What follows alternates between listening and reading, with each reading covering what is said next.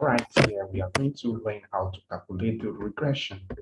One of the important topics in statistics is dealing with regression line. Okay, let's see how to do that. To calculate a regression, first thing you have to understand some certain steps you have to take. There are two important formula that can be used to calculate the regression. Method one is using something like to look like the ratio of the standard deviation, and that is using summation of the s to y all over the s squared. I actually use this to denote it so that it can be easy to remember. When I say the s here, I mean the derivation of s and the derivation of y divided by the derivation of s squared. So let's see how this thing actually works. So this look like a calculus. So this is the interpretation. So the s is written as s minus s bar. The y means y minus y bar. You can see it's the same thing as definition if you learned definition before. So the s square here means s minus s bar square, which is the square of the derivation from x. So this is the formula. So this is always used to calculate our beta. Remember, the linear equation can be written as y is equal to beta s plus alpha. This beta always denotes the slope of the linear equation, while this alpha denotes the intercepts. Now let's see. So if you are able to calculate your slope, to calculate the intercept will be very easy. Just substitute the value and you get your intercept. Let's see how to deal with that. What are the steps to be taken if you are to calculate this? So the steps to be taken will show you below. But before that, look at the method too. There is another formula you should know too. This is it. This is a little very simple and not that hard like this. You can just choose the best one, but it is always advised you know the both. So here, beta can also be calculated using this. You have n summation s y minus summation s summation y divided by n summation s squared minus summation s then square. Notice the difference between this. Here, summation for both, that means both have to be multiplied together, then sum all. And here, you sum s separate, sum y separately, then multiply them.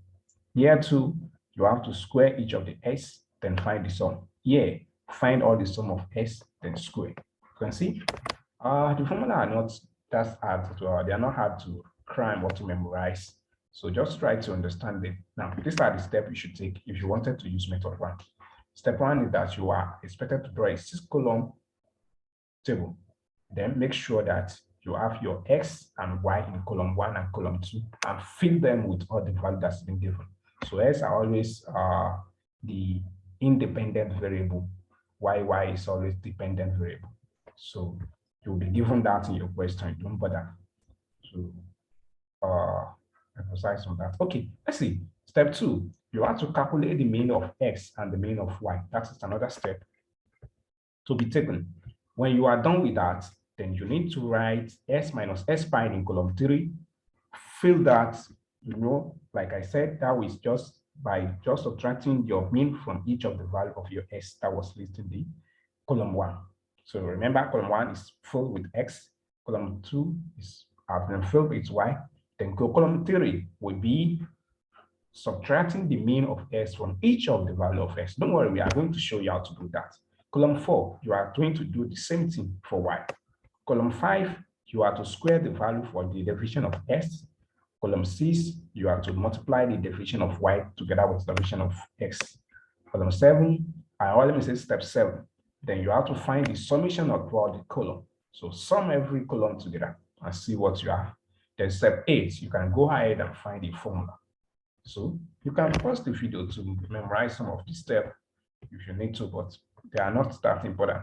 So if you are able to get your beta, then you can easily get your alpha by just applying the rule that says that alpha is always equal to any value of y minus beta multiplied by the mean of s. This is being gotten from the equation. I just make, what I did here is just making alpha the subject of the formula. So remember, this is the formula. You can simply bring this beta s, come here. You are going to have y minus beta s. So that's what I have done here. It's just change also that formula. All right. Let's take a look at an example so that we can understand what I'm trying to explain by step. Calculate the regression equation of the following table: the physics to be y and mathematics to be x. Okay, let's see. So I will write down all the value I have for my s here. In the first column, that was written here. So in the second column, all this value will be written 50, 72, you can see. So I fill it with that. Now let's proceed to the next step and I will be explaining. So the next step is to calculate the mean of the s and the mean of the y, and that was done in step 2. See, I have to find the sum of everything here. Remember, mean is only calculated by summation x divided by, yes, the numbers of that are given. So I have the sum of everything here and sum together to 304. You can also pause the video and press your calculator to confirm that. So you are going to get 304. The sum of the y, you get 410. So the mean can be calculated by saying 304 divided by how many data? 1, 2, 3, 4, 5, 6, 7. So divide this by 7, then you are going to get this. So divide 410 by 7, you are going to end up with this. So that's how to calculate the mean. So we get the mean of s to be 43.3, the mean of y to be 58.571. Now, all these data are going to be subtracted. We can now move to step 3. Step 3 is to find the definition of s. That means we are going to be subtracting the mean of s from all the data under column s. So that means I subtract 43.43 from 38, I will get this. Subtract it from 51, I will get this. Subtract it from 19, you get this. So I continue like that until I fill out this column. Very easy. So I need to get the step 4 will be to calculate the definition of y. So to do that, I check my mean for y, that's 58.7. Subtract it from this, you are going to get minus 8.571. Subtract 58.7 from 72, you get this. Subtract it from this, you get this. Subtract it from this, you get this. So I continue like that until I end up getting the final. So every column here also just like that. So step 5 is to square everything you have, I mean the derivation square of x. So the derivation of x here, I'm going to square each one of them. So minus 5.429 squared, give me this. 7.571 squared, give me this. So I continue like that until I'm done with this. Okay. Step 6. Step 6 now is to multiply. They are always called the covariance. Like you want to find the covariance, so you have to multiply definition of s, multiply by definition of y.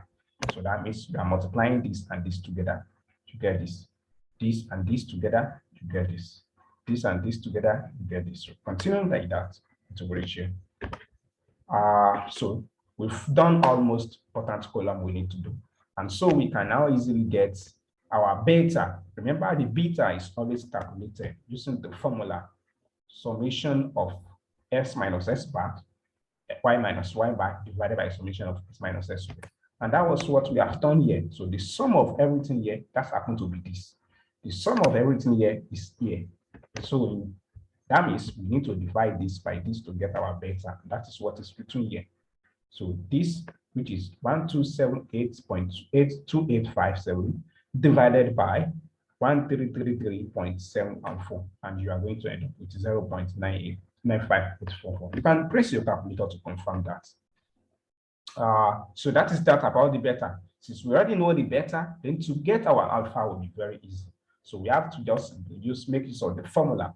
Alpha is always equal to the mean minus the beta s. X here is also the mean of x. So the mean of x, we already know it is 43.3. The mean of y is 58.571. So substitute. And remember, your beta is 0.951. So if you say 0.951 multiplied by 43.43, that will give you this. So y bar is 58.75. So we can subtract and get this as our alpha. So alpha here is 16.95. So we can now write the equation, or let me say the regression equation. So that would be y is equal to beta s. Our beta here is 0.95. So we can write it here, approximate 0.96. So alpha is 16.95. Then we write it, and the question easily done. So what can we say about this? We can say that from this regression line, we are able to discover that we have the slope of 0.96 and the intercept of 16.95. So another thing you can also say about this information is that this thing has a positive relationship, or you say It has a perfectly positive relationship. I mean, linear relationship. Linear. Because actually, if this thing does not work, there might be any other relation. But for linear, is what we are testing, and that is what regression line is all about. So that is easy way to deal with that. We try to solve using method 2, and let's see how that works.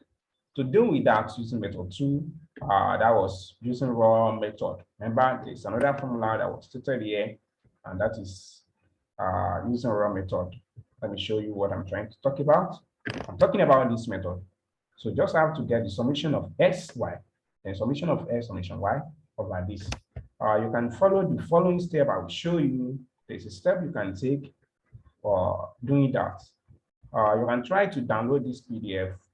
Below the link in the comment section, you are going to see a link which is going to be where you can check all the steps to be taken. So feel free to check, or you pause the video and watch. So these are the steps to be taken. Draw the table just like the other one. Right, for the sy, then fill out the column by multiplying s and y together. S squared, actually this is supposed to be s squared. So you can write for the s squared, by that means you are squaring your value of your x. Then you can calculate their summation for each column. Then after that, get the mean of s, get the mean of y. Then after that, you can now get the value for each one of these. Let me just show you quickly the example. All these are not really important. So let's see. The same question that was given the other time. You can see this is the s, this is the y. The first thing I have to do is to multiply s and y together. So that means I will multiply this, multiply by this, I get this. This multiply by this, I get this. This multiply by this, then till I get here. So step 3 is to multiply s by s, or you say square the value of your x. So that means I'm squaring everything here. So 38 square will give me this. 51 square will lead to this. 19 square will give this. So I continue like that until addition. In fact, that was all everything I need about the table that is solved using this method. Okay, it seems raw method is very faster. You might be using that in future. Okay, now let's see. The next thing is to find the summation of all. So this is step 3. Sorry. Step 4 is to find the summation of all. You can see summation of s, that is the sum for everything under s, that was 304. Sum for everything under y, that was 410. Sum for everything under sy, and I've listed everything out for you. Now, the next thing is to calculate the mean. Remember, the mean is calculated by finding summation s divided by the number of data, which was 7. So that was calculated here. So 304 divided by 7. This is my mean for x. Mean for y was calculated here. 410 divided by 7. You can see that was here. So get that. Now, the next thing is now to get the path for the formula. The formula for calculating the slope here or the beta here can easily be written as, or let me say we can divide into 4 parts. This is the part 1, part 2, part 3, part 4. So for part 1, I'm going to write out the value so that we don't make mistake. So n summation sy here will be 7 times 19084. Remember, summation sy here was done here, which is 190. So this is the value. Summation s, summation y, this is it. 304 times 40, remember, this is it. So summation s square and multiply by n, that was done here, I got this.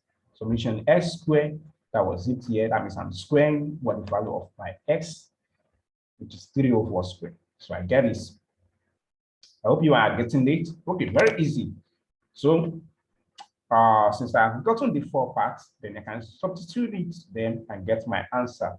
So in that case, I can say 133,588 minus 124,640 divided by this. Okay, if you subtract this, you get this. If you subtract this, you get this. So you can divide and get your answer. So that means the beta is still 0.95844, which is the same thing as what we get the other time. So either use the first method or second method, you always get the same answer. So that's just what I want you to understand here. So calculating this, I can now substitute the value. Other steps are the same, they are not different. The only thing we are making different is how to get our beta. So once you get your beta, others follow the same step. So that was how to deal with that. I hope you enjoyed this video. Consider to like. You can also drop a comment for me in the comment section below. And don't forget to share to some of your friends who might also need it. Thank you for watching my video. I hope you enjoyed it. All right, thanks.